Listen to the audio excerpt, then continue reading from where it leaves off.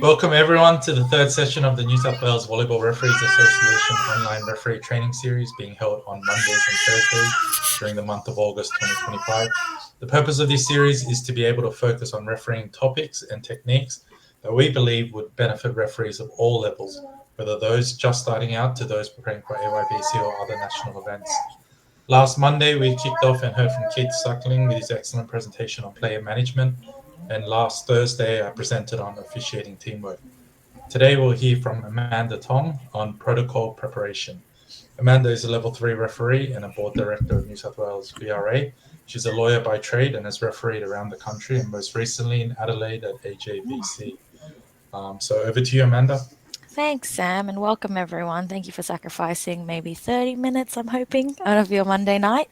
I'm hoping that this presentation goes through a little bit of like a 5W situation. 5Ws, if you don't remember from primary school, is like who, what, when, where, why. And I'll be focusing a lot on why we kind of like to have a really, really good pre-match protocol and what effect it has on the game.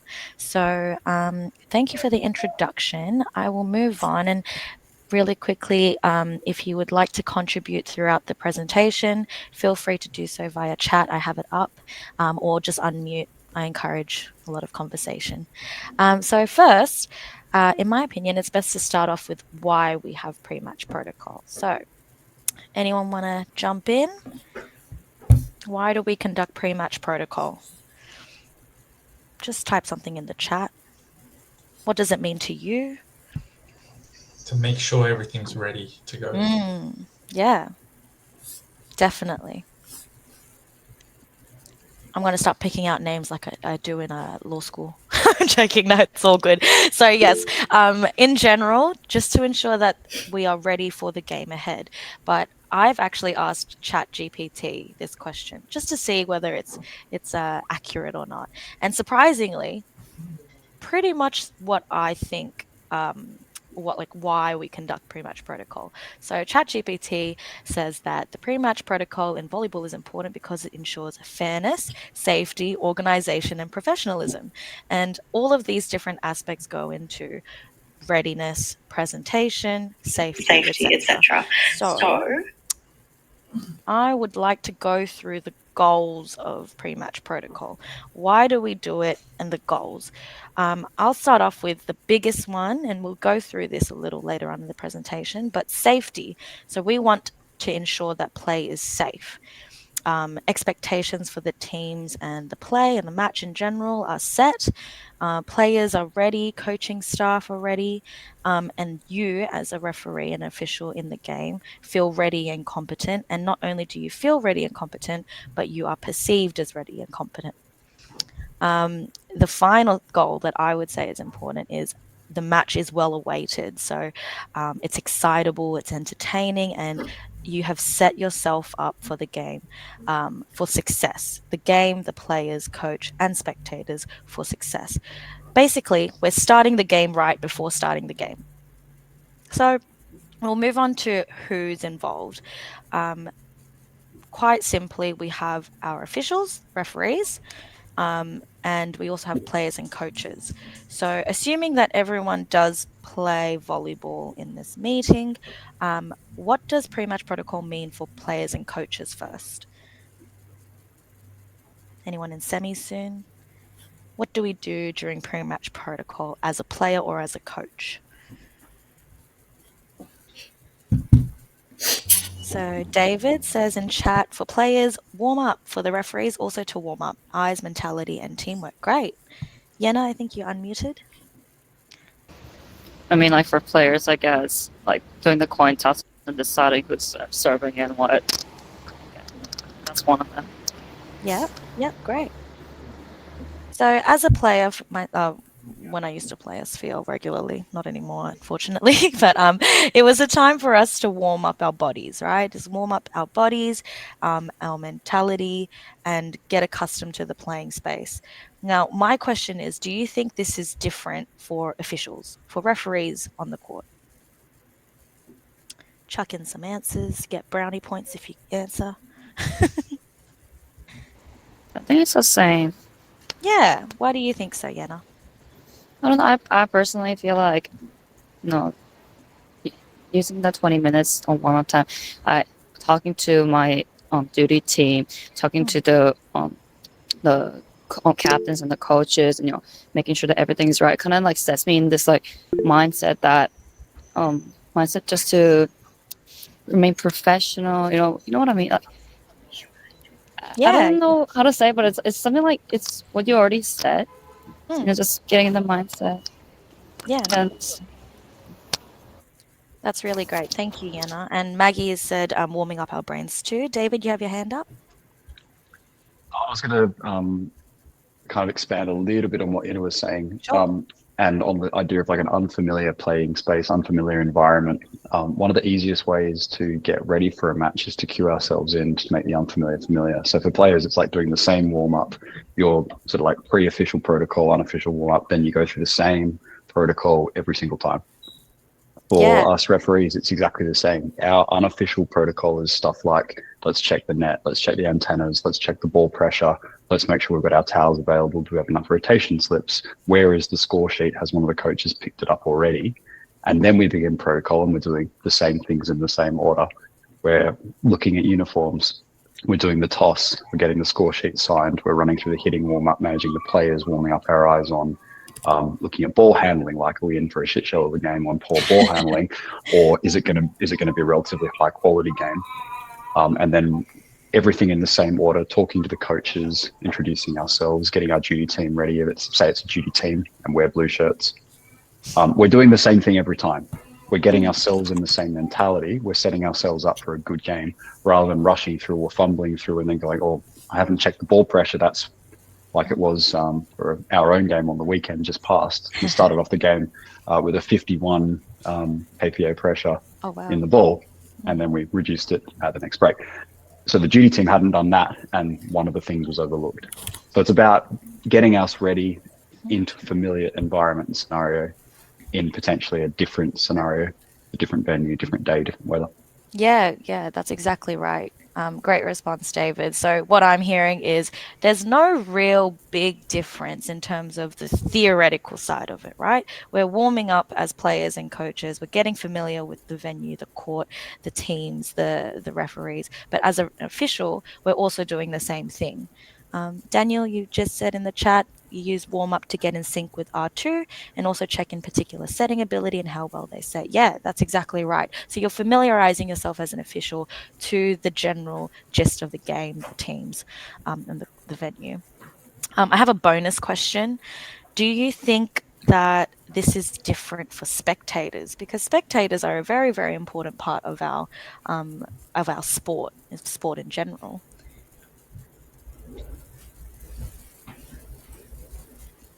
Anyone want to raise their hand? Well, I'll put on my spectator. I think Sam. if the protocol runs smoothly, you go, oh, it's a well-organized game. It's part of the presentation. But really, they just want to see hitting warm-up. That's exactly right. No, I agree with that. Yeah, great. I was just chucking in that bonus question because it's a question that I have for myself all the time, especially just recently at AJVC. We had a lot of junior teams, obviously, with their parents that were watching, parents, family members, the Adelaide public.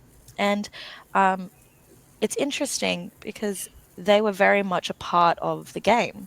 They were cheering, they were lively, they were engaged. And so what effect does that have on your officiating in pre-match protocol or throughout the game if they are there, ready, watching, etc.? Just a little side question. Anyways, let's move on to the substantive. Thank you for your responses. I decided to chuck in what, where, and when all together because it all really happens at the same time. So because of AYVC coming up and a lot of referees have been focusing on developing their skills for AYVC, I've actually extracted the pre-match protocol for AYVC and our SVL for your ease of reference today. So this one we all should recognize. This one is our SVL pre-match protocol. It's very, very structured. We've basically used this for ages. It hasn't changed from memory ever. So we'll go through very briefly what each action is. If you have any questions, please just interject. It's all good. So SVL Premier Reserves and Divisions 1 to 3, we have a standard 20-minute protocol. We start off with 20 minutes to the first serve. We obviously have to have a score sheet, get a match ball, any of the other necessities. So we're looking at flags if we need to, if there's missing pens, towels if we need to, and maybe a flip board. At 18 minutes to the game, we check the net height. Now, these aren't strict per se. When I go to a game, almost immediately, because we already have all of our score sheets and equipment there ready for us, I check the net immediately. So do as you will and what you need. Whilst checking net height, what else do you think we're doing? Would anyone like to raise a hand? What do you do when you check net height? Antenna placement. Great, Maggie. Yeah, antenna placement. There's also another aspect that I'm pretty sure I've seen most referees check, but it's hard to change, I think. It's net tension. So net tension, if the bottom of the net is particularly loose, and if you're not able to really tighten it, we obviously seek help from competition staff. Yeah, thank you, Tino. Yeah, that's right, if it's too loose. Okay, so in between 20 minutes and around 18 minutes, we should have a duty team there. We don't need to go through that. The most important bit, I think, is at 13 minutes where we take the captains and R2 and we go do a coin toss. Now, after a coin toss, what do most people forget to do? I mean, it's right up there for you if you need to check. So a lot of teams... Sorry, did someone unmute? Oh, never mind. Yep, so after coin toss, captains usually... Yes, thank you, Tino. A+. So captains usually run back to their team, try to warm up as much as possible, or tell their coach, we got the serve. But no, the captains need to go to the score sheet to sign off. Now, right before this happens, when they sign off on the score sheet, they're signing off on what, Tino? Yes, I'm pointing at you. What are they actually signing off on? The bottom half of where the team list is listed to confirm that the numbers and the players are correct. Perfect. Great. That's exactly right. So we're captains are signing off on team lists, player numbers, player jerseys, etc. If there are any libros, all of that. So what should have happened before that by coach, assistant coach, or whoever? I'm going to ask Tino again, since you're so good at this. Just got here. The coach's responsibility is to list that out, circle your captain. If you're playing in Premier, they have to nominate the libros and sign that off. Once the coaches are okay with that, they sign that bottom of the score sheet as well under the team list. Perfect. Yes, that's exactly right. So there are ramifications as to signing off a score sheet that is incorrect, and we can go through, I think, yes, we're going through this afterwards, but just know that that is probably the most important bit right before we go into physically allowing them to warm up on the net. So there's a minute that we allow and we afford for the captains at SVL to sign the score sheet, report back to their teams before warm-up starts, and there is a standard 10 minutes allowed. So net warm-up, however way they want to split it, usually it's 5 minutes, then 4 minutes, hitting in outside then oppo respectively, and then 1 minute serving concurrently. There are some competitions and some safety concerns that would warrant split warm-up, but that's usually on a case-by-case basis. So just keep your eyes peeled. What do we need to really look for if we might split warm-up? What are we looking for or not looking for, maybe? Maybe that's the right question. Why would we want to ever split warm-up? And does everyone know what that means? Yes, when the teams do warm up separately? Yeah, thanks. That's right, Rachel. So split warm-up is when teams warm up separately, and they usually have 5 minutes each, or they 4 minutes each, depending on the comp format. But why do you think we want to split warm-up sometimes? Yeah, that's exactly right, Maggie. Players can't control their hitting and safety concerns. That's exactly right. So in a competition like AYVC, where there are youth playing, it is expected that they can control their hitting. Of course, they're playing at a championship, a national championship. However, if it does ever get to that stage where it's dangerous and you're looking at these players, what should you do? If I can call on you, Maggie, again.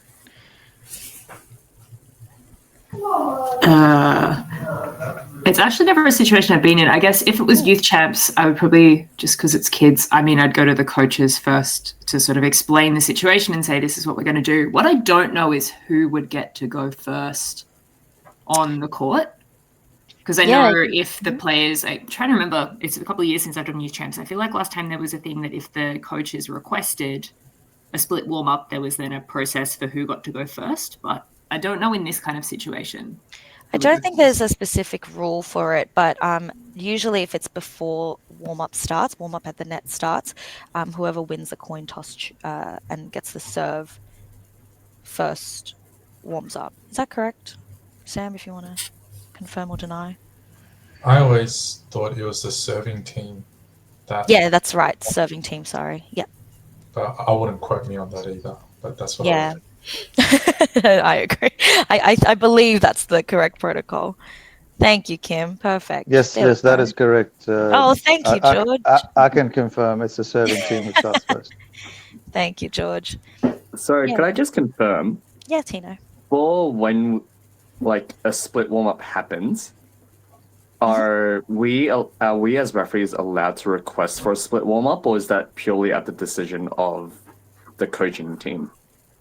No, so throughout warm-up, if hitting lines get pretty dangerous and they're just constantly hitting into other people, I think there's authority that we have to just say, hey, this is unsafe.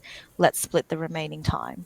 So there's a difference between coaches or the tournament, let's say, requesting split warm-up before net warm-up actually starts, as opposed to net warm-up has started, both teams are in hitting lines, and then it gets dangerous. Get what I mean? Yeah, that makes sense. Yeah. I think in school comps, when I officiate at private schools, they always ask for split warm-up, and then it's a decision on the day whether the coaches want to join the warm-up. Anyways, it's on a case-by-case basis. AYVC, there's no regulation that says we need to split the warm-up, but it's a factor that you need to keep in mind in terms of safety. I think the second most important aspect of pre-match protocol is actually at 7 minutes to the game starts. So right over here, it says lineups are required. Now, if anyone coaches, if you do, please be honest. Do you ever keep track of this time and say, it's 7 minutes, it's time to hand it in? Thank you for your honesty, Tino. That's exactly right.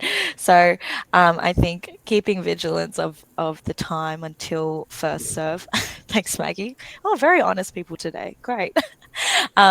We try to urge them at 7 minutes, hey, you're supposed to give it in now, but is it detrimental to the game if they don't give it in by 7 minutes?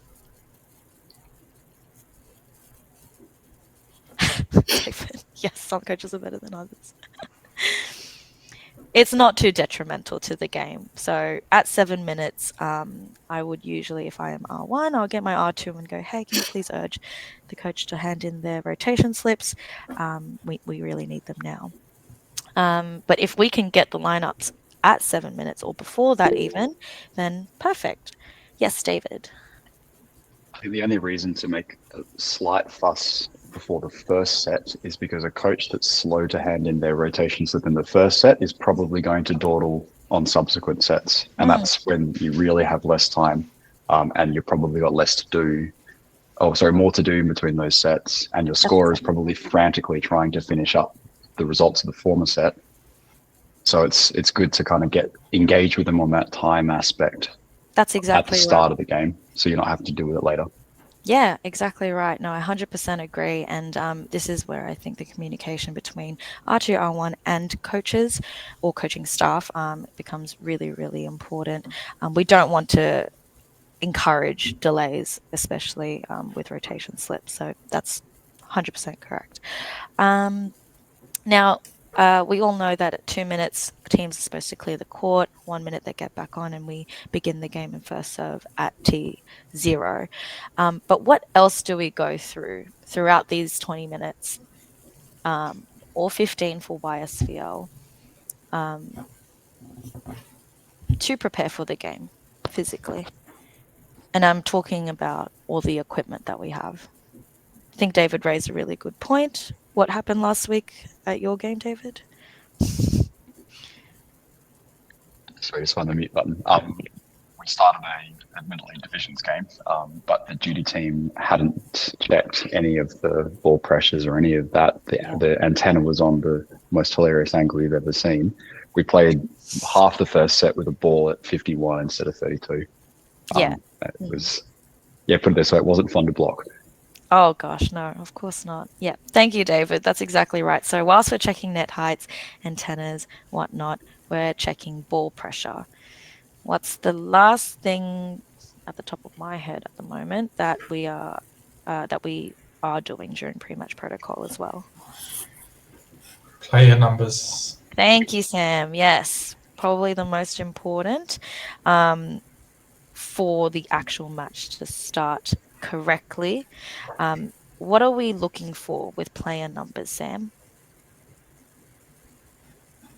You're looking that the players listed on the score sheet correspond to those that are actually present, and that the number of players match the number of players on the score sheet.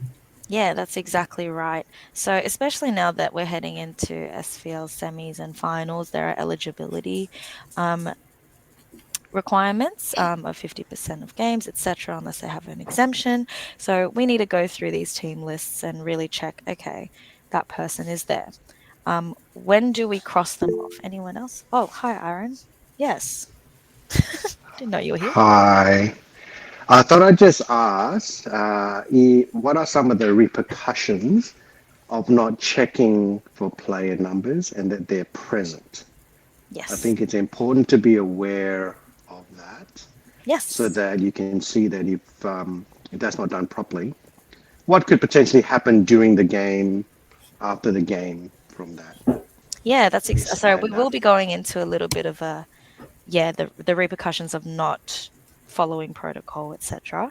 But yeah, I'll put that question on pause, Aaron, until maybe one of the later slides. But that is a good point. There are repercussions of not accurately checking team eligibility and playing numbers. But my question was, when are we last checking player numbers in terms of the team's list? When are we crossing out any people? Does anyone know? Yes, Isaac. Start of second set. Any more specific, Isaac? For the first serve. Yeah, thank you, Anna. Yeah, first serve of second set. Perfect. Yeah. So I can list, 12 people on my team list. I can put numbers against their names, and they might be eligible to play. But at the start of the second set, upon the first serve, if they are not present and on the bench or on court, whatever it may be, we have to cross their numbers out. So as R1 and R2, you must communicate this with your scorers. Right? Okay, so I'm not going to go through the YSVL. It's generally the same. Yes, Aaron? I was going to suggest one thing as well for all the newbies. Whilst you're talking about not being able, identifying that a number's not there, make sure you ask the coach if a player is not there or the number's not seen, because potentially that player is injured and sitting on the bench. So, and that can still qualify then be okay for semi-finals and finals later on. Yeah, thanks, Aaron. Yep, so YSVL, generally the same, just different timestamps. These are the timestamps. But I will show you the AYVC pre-match protocol, and I would like to, I'm waiting right now because I want someone, whoever answers first, gets a candy from me later when I see them next. What is different from our SVL protocol to the AYVC protocol? Okay, 3, 2, 1. This is the AYVC protocol.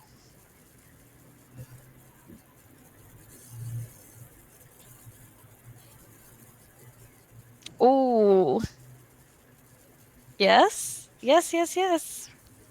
Maggie got it first. Very good. Yeah, so T to 15, so 15 minutes until the first serve. That's when we do a coin toss for both AYVC and AJVC. Oh, that is true, Maggie. That's all right. Maybe I'll give it candy for the next question I ask. Well done, though. But yes, so warm-up is still 20 minutes long. Pre-match protocol is still 20 minutes long. But at AYVC, we conduct the coin toss at 15 minutes instead of 13 minutes. And generally, this is because it gives enough time for the duty team to be prepared and coaches and captains, etc. The AYVC Indoor Events Handbook, that's what it's called, I think, or just Indoor Events Handbook by Volleyball Australia. This is where it's extracted from, and it has a column for duty team action, which is really good. So what we didn't talk about was briefing our lines judges, recording result of the toss. These are generally things inherent to protocol. So if anyone is unsure about the fine details, I suggest and implore and encourage you to maybe be R2 for a game this week at SVL. Alrighty. So what are we looking for in general? And this is where we go down to the nitty gritty. I've basically put 3 categories that I think are the most important. We can all argue about what is more important, but to me, these are the 3 main categories. And the first one is safety. As an official, we are here to facilitate the game and to make it entertaining and for players to... Oh, sorry, Aaron, did you have a hand up? I didn't see. Aaron? No, I didn't. Never mind. It's all good. Sorry, I should have removed that one. I think that was from previously. Oh, sorry, that's my bad. All good. So yes, as an official, I think safety is the most important aspect of pre-match protocol and partly of officiating in general. We can't have a good game if it's not a safe game. So I've only extracted about 2 questions each under each of these categories, but there are a lot more and we'll talk about it. So under safety, generally, is the playing space safe? Is the equipment sufficiently safe and correct? So what does playing space mean? Does anyone know? Or you can just give me a whereabouts on a court. We all play here. Chuck an answer. Whilst I have some water.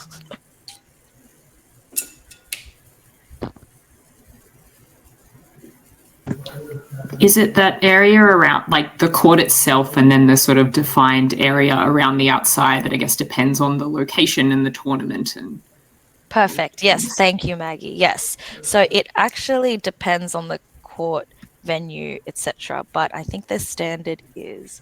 Oh, I'm going to get this wrong, am I not? 4.5? I think the standard international rules say 4.5 meters, but I probably am very wrong on that. Anyways, there's a set number, but at AYVC, from my experience at AJVC, it changes. So we aim to give as much playing space to teams as possible. So whatever the venue affords, we push the boundaries of, despite what it says in the handbook. At AYVC, these areas, this playing space, will be marked by banners and the foldable banners that are on the floor. So just keep a note of that. Whatever's within those boundaries, That is our playing space, and we need to ensure that the playing space is safe. So you can have a quick scan and say, are there any cameras in the playing space? If there are, let's take them right out. Are there any water bottles, loose balls, jumpers, whatever it may be? And it is on you as an official to really encourage teams to clear that space throughout pre-match protocol. When we're testing whether equipment is safe or accurate, as David has explained, we really need to do this during pre-match protocol.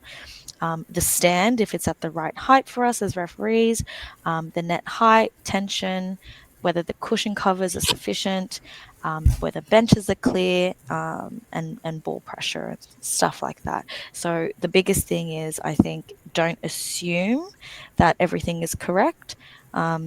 I test literally everything. So you'll see me at T19 doing all of the balls, checking all of their pressures, not just one. Yeah. Another aspect is maybe the area between the scoring bench to where usually the second referee will stand, whether there are any, holes in the ground, what do you call it, like the net post coverings, etc. Just make sure that it is generally clear. Maybe there's water issues, etc. Make sure that there's towels, that it's wiped up, etc.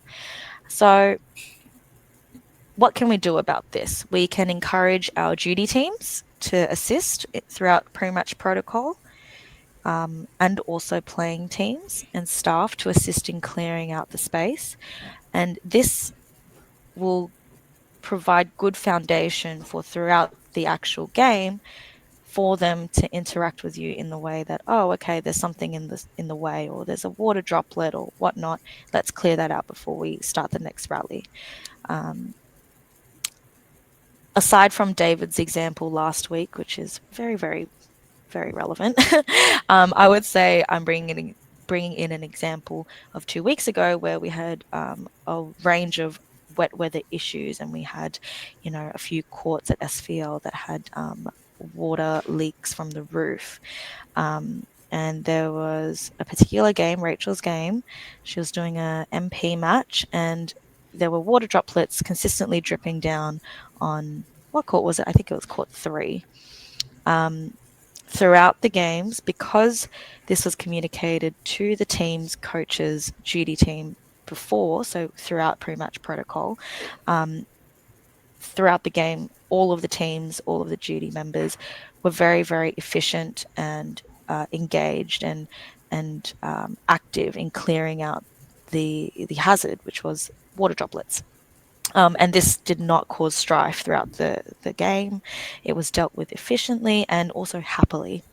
So yeah, that's a good example of ensuring that play is safe and we're ready to go for the next point or to start the game. The second category I have is about teams. So as Sam has noted, we are checking whether players are eligible within their with the correct numbers and the correct number of people on the team list. So there are rules as well at AYVC in relation to uniforms. However, it will be communicated, I assume, that we aim to just keep the ball flying and let play happen and note any uniform issues on the score sheet to be dealt with by competition staff. So remain vigilant throughout pre-match protocol, but again, it's not detrimental.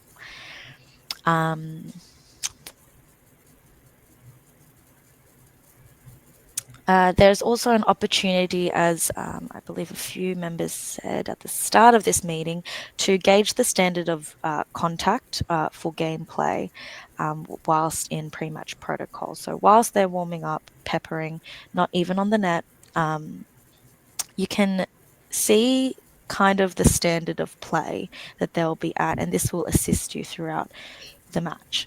So we all know that double contact calls and also catch and throw calls are probably the most difficult thing to keep consistent and fair.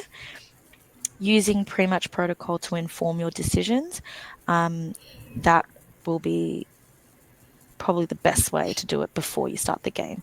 And yes, Kim, that's exactly what I was going to say as well. There are rules around jewelry for teams. So, are they safe to play?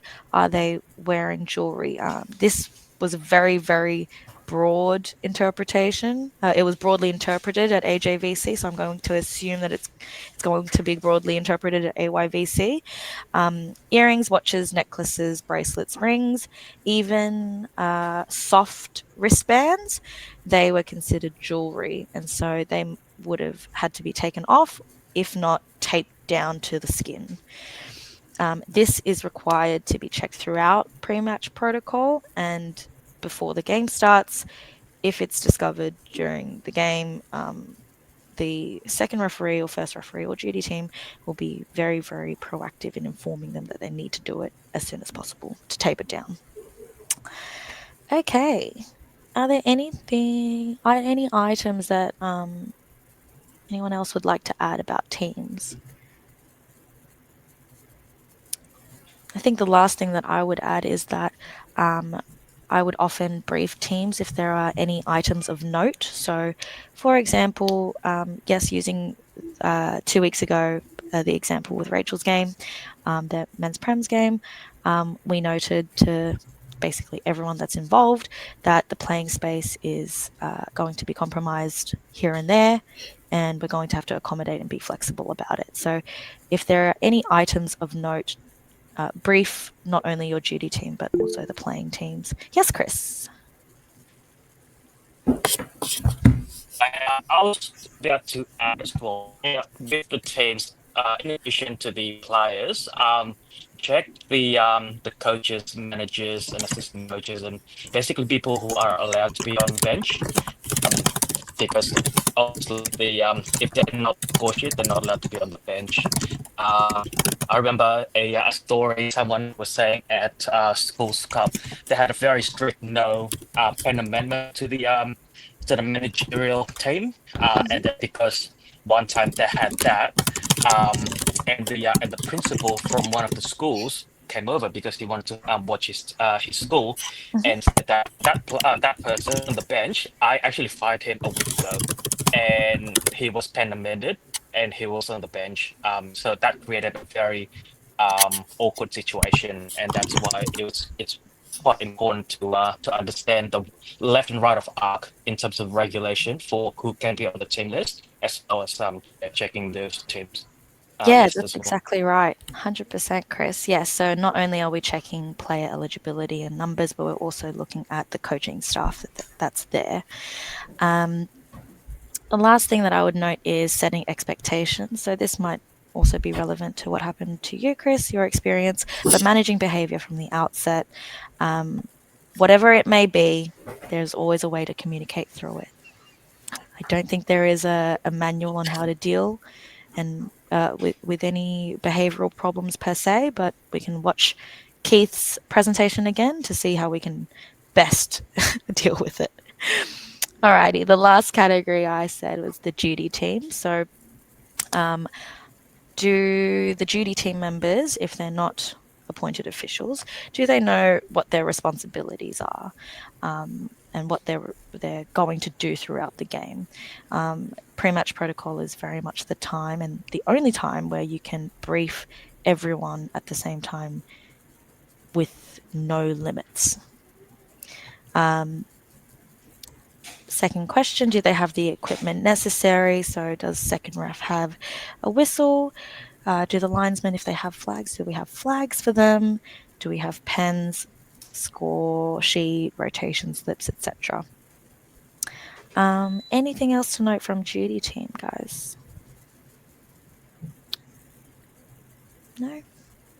It's all good. So as we can see, as much as players have to warm up and prepare to begin a game, officials do too. Oh, sorry, I think Rachel just sent in a message. So what and when is the best way to communicate efficiently to both teams if there is an unexpected issue happening, such as water leakage on court, and what your decision is? What and when is the best way to communicate? That's a great question, Rach. What is the best way to communicate? Could you please elaborate? Or can you not because of Theo? I would say, let me answer the latter question, which is when is the best way to communicate? Throughout pre-match protocol, we are given the opportunity to, again, speak to duty teams, players, coaches, coaching staff without many limits in terms of time. So I think the best time to communicate with them is when, let's say I'm first referee, I ask my second referee to keep watch of the net to ensure that protocol is safe, is conducted safely, and net warm up is conducted safely, and for me to go to the coaches and or captains and or duty team. If this happens during a game, obviously, there are ways to do that. And as a first referee, you are seeking the captain. But in pre-match protocol, we don't have too many limitations. What to communicate really depends on the issue. So I'm just going to leave that there. Sorry, David, you had a question? I just wanted to share an example of this exact situation. Yeah, sure. It happened a couple of weekends ago. So I was first refereeing a State League Reserve men's games. That's WA's equivalent of Challenger. And partway through the game, I think it was towards the end of the second set, we had a massive downpouring of rain. The roof began to leak, particularly in one place, position 4 on side A, so right under my nose. So I got down off the stand at the end of the set to communicate to both teams that this is what's happening, that we're going to just be really vigilant about it. We had to wipe down the spot in between every single rally for several points, and also to brief the duty team to stay extra vigilant. So it wasn't a thing that was a problem at pre-match protocol, but certainly became a problem. And so looking at it as the risk that it was appropriate to come down off the stand to brief the duty teams, brief each team and each coach, and to make sure everyone was on the same page that, look, we're going to do the sensible thing here, which is to prevent injury, prevent risk, and to do the right thing in that way. And also that gives me a chance then to inspect the rest of the court to see if there's any other leakages around the place that I haven't seen. Yeah, that's exactly right. Yeah, unfortunately, we've both been hit with wet weather. It also means you're then setting the expectation around players and coaches not thinking they can get away with unduly delaying the game by pretending that there's spots to mop. So saying it's a serious issue we can see, but don't take the mickey. Yeah, that's exactly right, and dealing with it pretty early on. Yeah, that's exactly right. Kim, yes, that's right. So does the duty team have safe footwear for duty? It is a requirement at the AYVC that duty team members have enclosed footwear. I believe at AJVC we set the standard that Crocs were not enclosed footwear. So double check with the ref delegate at the time. So as we can see, as much as players have to warm up and prepare for a game, excuse me, referees do too. Oh my goodness, sorry. Pre-match protocol is the medium in which players, coaches, officials are focused on preparing for the game ahead. But we've talked a lot about the physicality of it. So pre-match protocol and preparation is not just physically. I believe the most important aspect is for an official to prepare and warm up mentally and technically. So what can we do as officials to do this? Sorry, I think Rachel just sent another. Yep, I think you answered both my questions. Communicating to the captains at coin toss or coaches during warm-up would probably be the best time. Yes, thank you, Rachel. Alrighty. So what can we do as officials to prepare and warm up mentally and technically? So the first aspect that I would say is be on time. As Sam emphasized at the start of this meeting, pre-match protocol is very centered around structured dealings.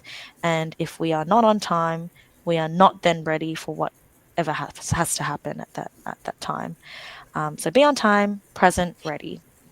Bring a referee kit, obviously, so you're not running back and forth from your bag wherever it's situated, with some water. Make sure you have a watch, all of the necessities. In terms of how you feel, make sure you're hydrated, you're not too hungry, not too full either. If you need to go to the loo, go before pre-match protocol starts, etc. And familiarize yourself with the game, the players, the court, the venue, throughout protocol. So there's lots of different ways to prepare mentally. Like I remember hearing a story where a referee would prepare for a match mentally with their own routine by changing into new socks. They may or may not be in this call right now. And like they would change right beforehand, socks and maybe even gear. So each individual official has a ritual that they do before a game starts. I have my own, and you need to make it yours and unique so that you are comfortable, familiar, prepared for the game ahead. Yes, if no one saw that, Rachel did send a laugh and react. Interpret that as you will. So this is basically my last slide. We have indicators of starting the game right, the good and the bad. Now, I encourage everyone to message through, unmute, whatever, because this is a never-ending list, of course, of whether there is a good or bad indicator of pre-match protocol. And remember that these are indicators. They're not determinative factors. And also, I really wanted to show an example of good pre-match protocol, but unfortunately, it's very rarely recorded, especially at a state level. So let's just get right into it. The easiest one we can do, I think, is the bad indicators. So, David, you've talked a lot about bad indicators, and as this is where your question would likely come in, of what happens with finding a player that has the incorrect number, etc.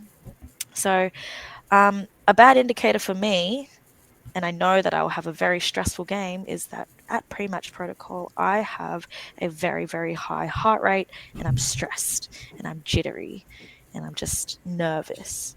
Or I know for some other people, they thrive off of that. So it's the complete opposite. It's when they're too unbothered and a little too tired, maybe, that this is a bad indicator. Anyone else have anything they want to chuck in? This list can be never ending. If the duty team isn't there. If the duty team isn't there, that's right. Yep. Maggie? I had a couple, like one is a player that I've had the experience of going back to take the first serve and there not even being a ball at the court. That was a fun one. Great. But Yeah. I think for me as a referee, like sometimes I find the warm-up time just disappears and I feel like it's just sort of got away from me and I haven't had a chance to get everything done that I wanted to. And in most of those situations, it's been like sort of reflecting on it, it's been because other people have been late, so things have had to be rushed. So like a duty team was late, so you didn't have time to brief them, or one of the playing teams was sort of late, or a coach was late, one of those things, and it just really messes up the timing. Like you kind of do need all that time to get all the stuff done. Yeah, that's exactly right. Yeah, that was a big one for me as well. It's when there's some aspect of lateness. So it's either that you're late each step. We haven't fulfilled, let's say, the coin toss at exactly T13 or an AYVC T15, or whether the duty team's just running in from their previous game. So many different factors. There are hands up. George? I have to relate to what Maggie just mentioned. For me personally, if I'm standing there looking at the watch, something's not right. That means I've missed something, because I completely agree. Time flies during the warm-up, and that's an indicator for me that something's not right. I've forgotten something. And guess what?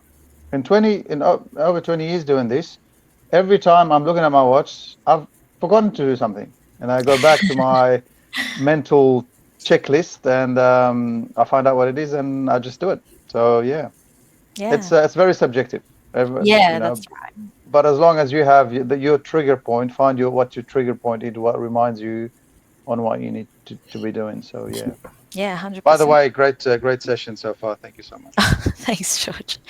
David, if I feel rushed, real or otherwise, that may well reflect in my officiating. 100% agree. That's the same with me. I did also have a funny one. When you're about to start the first serve and duty teams are just running, you have your lines judges and they're running to go to L1 and L3, but their like shoes are half on and they're like half tied up, or you know what I mean, when they're just trying to slip it on. That's a bad indicator.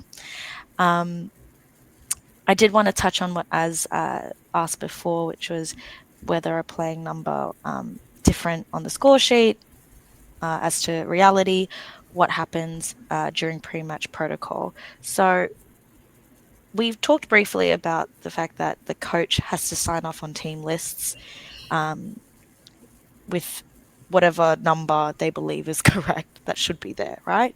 So team lists with their corresponding numbers, the coaches sign off on it, and then the captains, after coin toss, sign off on that. So as a scorer, if there is a player with a completely different number, there are no other numbers, no other person with the same number, and it's completely different, and your first ref and second ref says, yep, they're all here, what do we do? By the way, I love scoring, so this is like my dream scenario.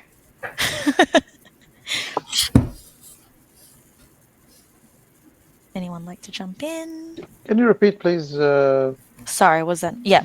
Amanda, sorry. So team lists have been confirmed by coach. Captain has signed it off. Coach has obviously signed it off. After the first ref and second ref checks for player numbers, they're going through the list. Oh, there's 12 people here. Great. And they say, yep, everything is great. Scorer goes great, but they do another check and find a player that has a complete different playing number.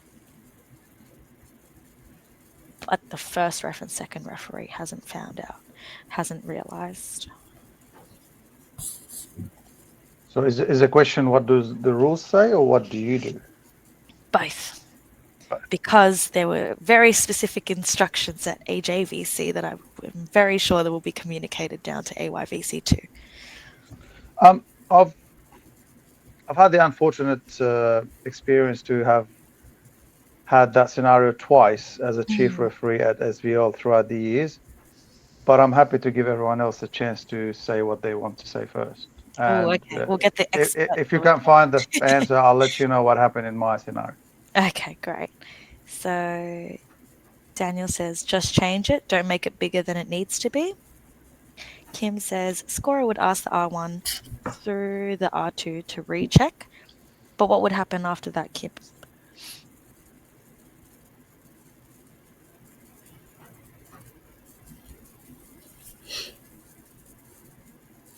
So yeah, as a scorer, I would definitely go back to them and be like, hey guys, I think something is wrong. This number does not exist.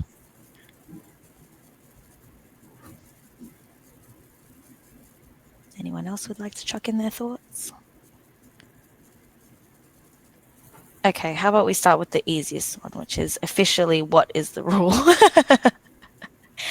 Thanks, Maggie. Yes, so if it's signed, then it's final. So officially, the rules are, you signed it off, captain signed it off, that person is now not an eligible player because they're incorrectly listed.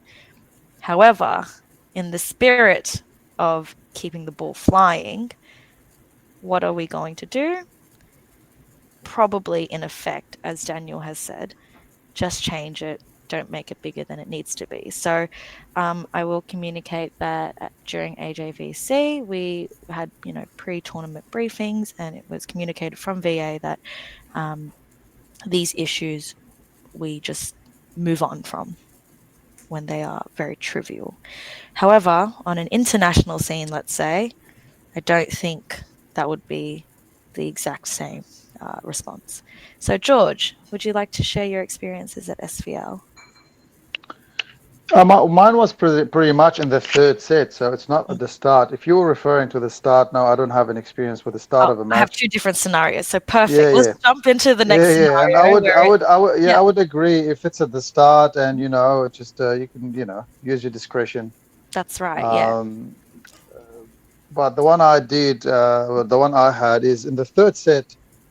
The scorer realized that player number 2 on a certain team is actually not on the roster, and that Yeah. comes back to. I'm sorry, I may have missed some of your presentation doing other stuff in the background. That's okay. But very important for the scorer to check the lineup sheet against the team list. This is one of the probably the most important things you would do in preparation. That's exactly right. So that person didn't do that until the third set, and then realized number 2 is not on the roster. So that particular team, they lost all points for the first set, all points for second set because the player played the whole 2 sets. And in the third set, when it was discovered that that player is not on the team list, they also lost all their points. The player has to leave the court. Also point and serve to the other team. Yes. Ironically, after losing all of the above, so point and serve the other team. And then the coach has to submit a new rotation slip. Yes. Replacing only that person. Yes. Only With an eligible player. Yes. It was a mess, and Yes. it was so much fun that it happened 2 weeks in a row for the same team. Was this an MP match? Because I think I know which one you're talking about. No, it was women's Division 1. I'm not going to mention the club, but no. or the team, but it's the same team. So it was unfortunate twice, 2 weeks in a row, or maybe there was a gap of 1 week. So guys, be very, very attentive to that fact because it can be messy. That's exactly right. Yes. Thanks for listening. So, yeah, David, that's exactly right as well. So we should be checking the roster and the rotations. Sorry, roster and the team lists with rotations and substitutions as well. That's exactly right. So yes, George literally took this out of my mouth and my notes. But during protocol, we are going to try, I think, the spirit of things to keep the ball flying. And so we would likely just use our discretion and say, please don't do this again. We'll fix it for now. But if it's during a game, the effect of it is, yes, all of those points that were played by having an ineligible player on court would be nullified. So it would be a 25-0 set, and until wherever they discovered the issue.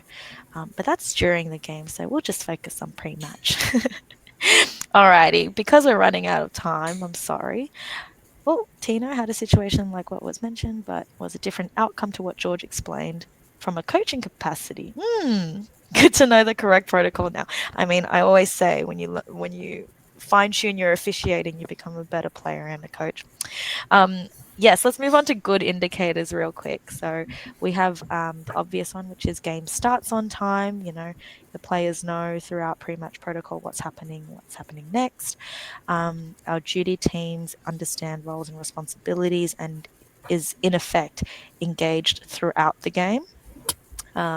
All of our fixtures, so net, antenna, playing space, whatever it is, safe and playable. So let's say within the first 10 points, if there are no big swings against an antenna, then we don't need to change the antenna at all, let's just say. Ensure that you note that each venue is different, so be adaptable and assess what you need to change. For me, I would say that by the time you are on the referee stand, so around T-1, I would say, you are calm, collected, and ready and presented. And at that time as well, that players and teams are, coaching staff, are ready to play, are excited to play. I reiterate the goals that we were talking about at the start of this presentation, which is we want to, the goals of pre-match protocol, which is we want to set expectations for the teams and the match and for the spectators, that you are perceived and feel ready, competent and professional, that play will be safe, and the match is basically well awaited, excitable and entertaining, and that you've set everyone on the court, watching the court, whatever it is, you've set everyone up for success, starting the game right. So, and as our ever-wise ChatGPT answer came through with, the goal is fairness, safety, organization, and professionalism. So if you would like to add on, please do so. But that is the end of my presentation at 9:01, and I'm very sorry for being late. Not very good of me. Any questions?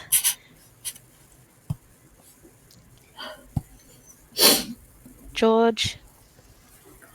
If not George, Conrad. All good, thank you. Thanks, George. Conrad?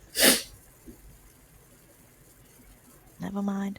Thank you, everyone. And if there are any questions, please send us an email or message me if you have me as a friend, whatever it is. Thank you, and let's keep the ball flying. Good luck, everyone. See you Thank later. you, Amanda. Thank Thanks, you. Amanda. That was great. Thank you. Thanks, Thank Amanda. you. Great session. Good luck for finals, everyone. Thanks, David. Thanks, Amanda. Thanks, Amanda. Nice work.